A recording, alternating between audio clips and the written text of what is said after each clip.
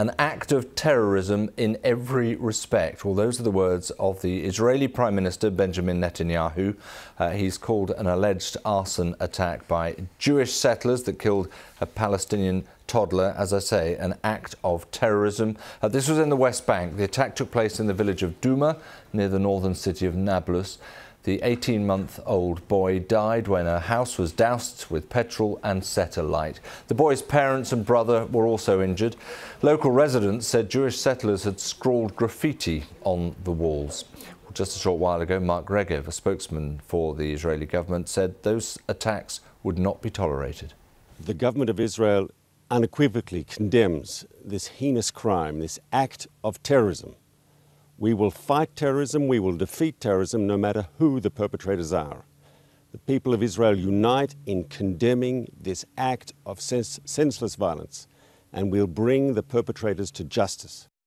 That's Mark Regev. With me now is Reda El-Mawi from BBC Arabic. Very strong, very firm terms coming from the Israeli government there, Reda. What do you think is the sort of the timing around this awful act? Yes, the timing can tell us about the possible causes or motives behind this torching.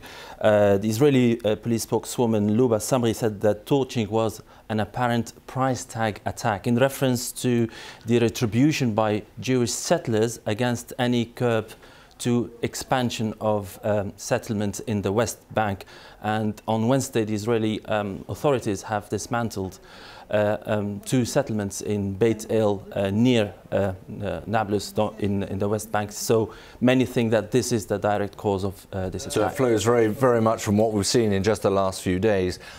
Obviously, it's highly inflammatory, and there will be fears about what sort of response it might provoke. I mean, different Palestinian factions, the Qassam brigades, Fatah movement, and also Hamas in Gaza and also in the West Bank vowed for retaliation, and they asked for revenge.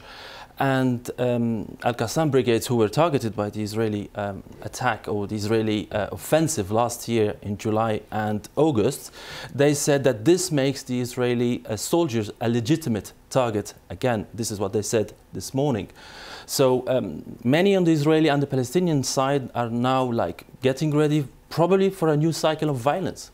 Well, what do you think the effect is of the sort of language that the Prime Minister, that we heard from Mark Regev there? Obviously, it's very strong language, isn't it? Is that in any way going to help from a Palestinian perspective? It is strong and unusual, coming specifically from the Israeli Prime Minister Benjamin Netanyahu, who don't normally use these words against the Jewish settlers or Israelis in general. But many think that this is not enough for the Palestinian populations, who are extremely angry, and they promised to have Friday of Anger today in the mosques. And the Israeli... What would that mean? I mean, Friday of Anger means that after the Friday prayers, they will gather and protest, and this normally leads to clashes with the Israeli police. The Israeli police now banned any man under 50 to go to the Al-Aqsa Mosque, which is the gathering or the rallying point for these big protests, the anger protests on Fridays. In just the last few minutes, the Palestinian President Mahmoud Abbas has been speaking on Palestinian TV, and this is what he had to say. The murder of the Palestinian baby is a war crime and a crime against humanity. This Israeli government is fully responsible for this heinous crime because it encourages the ongoing settlement. The Palestinians will not remain silent, he said, in the face of this crime, and will take the necessary measures. So those are the words of Mahmoud Abbas after the Israeli Prime Minister Benjamin Netanyahu had condemned it as a terrorist act.